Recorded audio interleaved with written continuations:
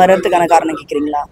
நாம் தமிழர் கட்சி ஆட்சி வந்து முழுக்க முழுக்க தமிழுக்கான ஆட்சி. ஸோ எனக்கு வந்து நாம் தமிழர் கட்சி ஆட்சி வந்து ரொம்ப எங்கள் அப்பா காலத்துலேருந்து என் தம்பி தங்க எல்லாருமே வந்து டிஎம்கேல தான் இருக்காங்க. அவங்க ஆதி காலத்துலேருந்து எல்லாம் டிஎம்கேல தான் இருக்கேன். ஆனால் எனக்கு வந்து டிஎம்கே பிடிக்கல, அந்த திராவிட ஆட்சி பிடிக்கல. நாம் தமிழருக்கான ஆட்சி வந்து தமிழர்களுக்கான ஆட்சியாக இருக்குன்றது ஒரே காரணத்துக்காக தான் நான் நாம் தமிழர் கட்சியோட கோரிக்கை அந்த கோட்பாடுகள் எல்லாமே எனக்கு பிடிச்சிருந்து. அதனால நான் அதில் நினைச்சேன். எப்படி பார்த்தீங்க? யாராவது சொல்றாங்களா? என் கணவர் வந்து நாம் தமிழர் கட்சியில ரொம்ப ஈடுபாடா இருந்தாரு. ரொம்ப கட்டத்துல இருந்தே அவர் ஈடுபாடா இருந்தாரு.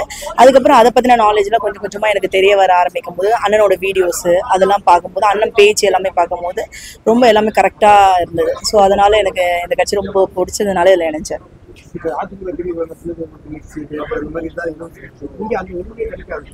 அது உண்மைதான். இங்க இலவசத்தை எதிர்பார்த்து வரல, நம்ம கை காசு போட்டு தான் எல்லாமே பண்றோம்.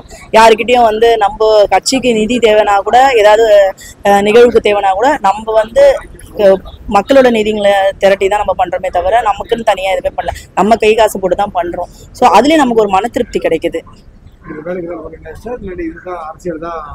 இல்ல, நான் முழு நேரம் அரசியல்ல தான் இறங்கியிருக்கேன். அதை தான் பார்த்துட்டு இருக்கேன். எனக்கு வெளியில போனது குறிப்பா வந்து அக்கா காளியம்மா வேணும்னே தான் கடத்தி விட்டுட்டாங்க. பெண்களுக்கு வந்து இம்பார்ட்டன்ஸ் நாம் தமிழர் கொடுக்கவே மாட்டாங்க. அதெல்லாம் கண்டிப்பா நான் வந்து உறுதியா சொல்லுவேன், அது வாய்ப்பே கிடையாது.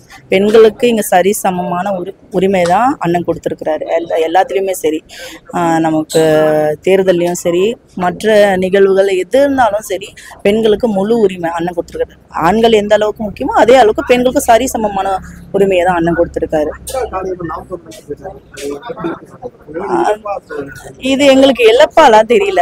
அவங்க இப்ப நம்ம கட்சியை பொறுத்த வரைக்கும் நாம் தமிழர் கட்சியை பொறுத்த வரைக்கும் யாரையும் உள்ள வாங்கணும்னு சொல்ல மாட்டோம், யாரும் வெளியில போகணும்னு சொல்ல மாட்டோம். விருப்பம் இருக்கிறவங்க கோட்பாடையும் கொள்கையும் பிடிச்சவங்க இதுல நீடிச்சு நிற்பாங்க. கடைசி வரைக்கும் அண்ணன் கூட தோளுக்கு தோலா நிற்பாங்க. அவங்களுக்கு தனிப்பட்ட விதத்துல வேற ஏதாவது அவங்களுக்கு இது வந்து அவங்க கிளம்பிடுவாங்க. ஸோ அவங்க போனவங்களை வந்து ஏன் போகணும்னு கேட்கறது இல்ல, வரவங்களை ஏன் வரீங்கன்றது கேட்கறது.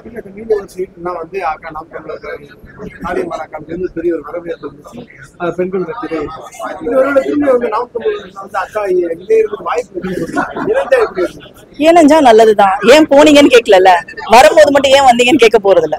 அண்ணனும் கேட்க போறது, நாம் தமிழர் கட்சியில யாரும் கேட்க போறது இல்ல. அது அவங்க விருப்பம், அது தனிப்பட்ட மனிதரோட இது. அதனால அது ஒண்ணும்